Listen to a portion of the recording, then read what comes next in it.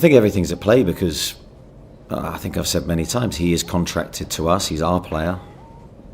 The club basically make the decision on his future. I don't know what that will be. Of course, I have a preferred outcome. I want the best and strongest squad possible, but also I want players that really want to play for this football club. Thank you. Eddie, there's been quite a lot of talk about players not wanting to come to Newcastle and all this in the summer.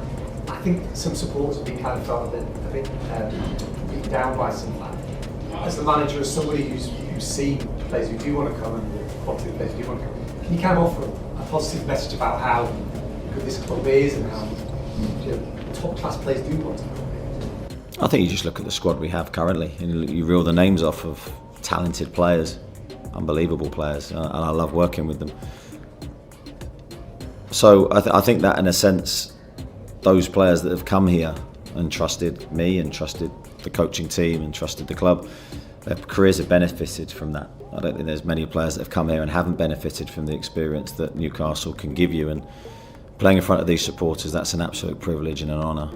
That's never lost on me, playing in this stadium. It's a special place to be. So look, some players have a different choice. Finances play a huge part in that.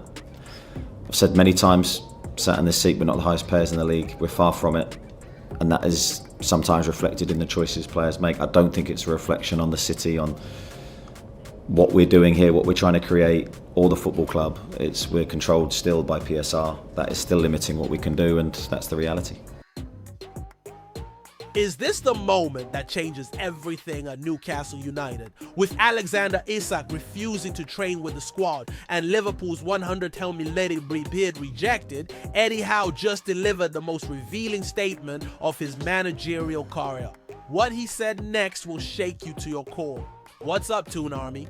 This is NUFC Quick News, your source for raw black and white passion. Today we're breaking down Eddie Howe's brutal honesty about what he expects from every player wearing our shirt.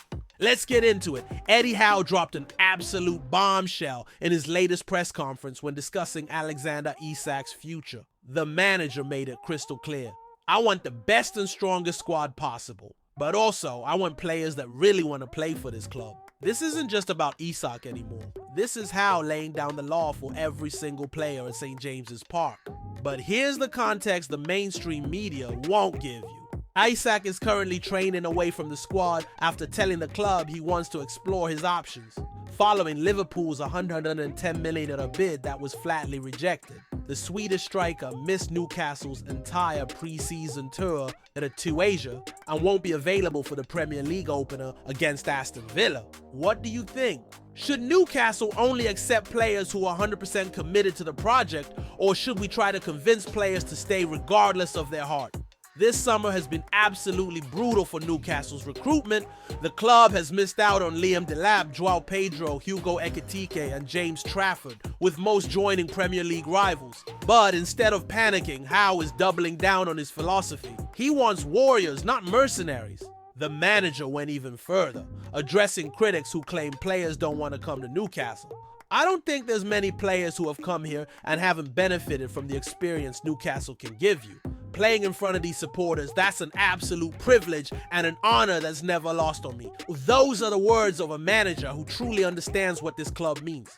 But here's the million-dollar question. Is Eddie Howe being naive about modern football finances? Or is he building something special that money can't buy? Let's talk about the elephant in the room. Howe admitted finances play a part in that. I've said many times, we're not the highest payers in the league. This is Eddie Howe acknowledging reality without making excuses. PSR restrictions are real, but so is the Newcastle United experience. Don't forget to hit that subscribe button if you want more unfiltered Newcastle content like this. The Isak situation perfectly illustrates Howe's point. The striker feels he should be earning $250,000 to $300,000 per week and knows other top Premier League strikers are earning that money. Multiple sources confirm Isak currently earns between $120,000 to $145,000 per week at Newcastle, significantly less than what top strikers make at bigger clubs. So here's what I want to know from you. Should Newcastle break their wage structure to keep Isak, or stick to their principles and find players who want to be here regardless of the money? What's brilliant about Howe's approach is that he's not bitter. When asked about whether Isak could change his mind, Howe simply said, "If it was that easy, I'd have done it yesterday."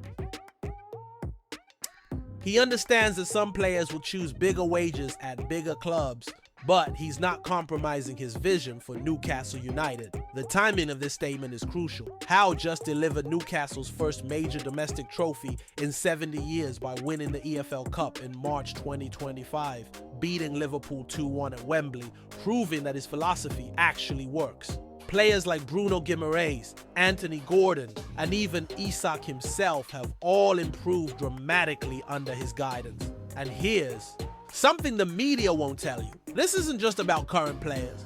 This is Howe sending a message to every agent and every potential signing. Newcastle United is for believers only. The irony is that while we're talking about players not wanting to come to Newcastle, other targets are still eager to join. The club is pursuing multiple alternatives and building a squad of players who genuinely want to be here. That's worth more than any panic signing. What Howe is really saying is this: Newcastle United isn't a stepping stone anymore. We're building something permanent, something special, and if you can't see that vision, then you're not the right fit. When asked about reports that Isak has been told by the club he's not for sale, Howe revealed, "No, that's not something I'm aware of. I'm not party to our discussions, but I have no knowledge of that."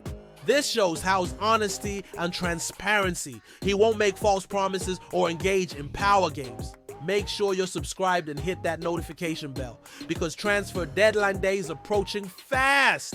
This summer might seem disappointing on paper, but Howe's words reveal a deeper strategy. The club has secured new contracts with key players who genuinely want to be here, building a core that believes in the project. Howe even received the freedom of Newcastle in May 2025 after delivering that historic EFL Cup triumph. Final question for you.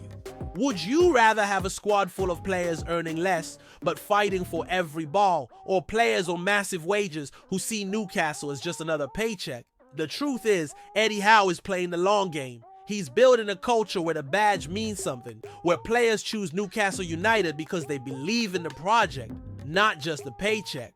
In a world where football is becoming increasingly mercenary, that's revolutionary thinking. And you know what? After watching what happened with clubs like Chelsea and Manchester United, spending hundreds of millions on players who don't care, maybe Howe's approach isn't just principle. Maybe it's the smartest strategy in modern football. Smash that like button if you're backing Eddie Howe's no-nonsense approach to building this squad. And hit subscribe to never miss a tune update. Drop your thoughts in the comments. Are you supporting Howe's philosophy, or do you think we need to adapt to modern football reality? Until next time, stay proud, stay loud, and always keep the faith. Away the lads!